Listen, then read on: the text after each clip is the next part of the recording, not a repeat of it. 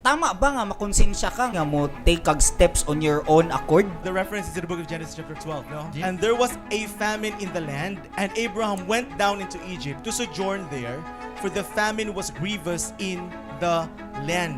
Itong adto mo kinaan, pero along the journey, may famine sa land. The family is grievous.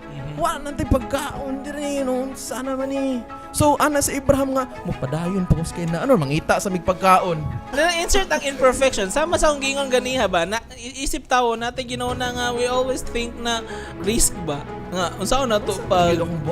pag-reduce, Ako man ang haligi ng See? tahanan. So, it's Lord, not hapit sa kong Egypt eh. And you know what? Sungod kay mibuhat siya og step nga I think dili wala sa instruction sa Ginoo. That is why nga na-threaten ang iyang kinabuhi. Agoy! Namakak noon siya. Nag-down cascading ba? Murag Yes, waterfalls na noon siya. There was a cascading effect of the prior Cascade. decision that iyang gibuhat. That kind of cascading effect, it's not only affecting Abraham, even the Pharaoh and the unbelievers. In the first place, God called Abraham to become a blessing towards other people. Now, instead of becoming a blessing to the unbelievers, because of the wrong decision nga iyang gibuhat, naanay nooy negatibong epekto bisan pa sa mga unbeliever.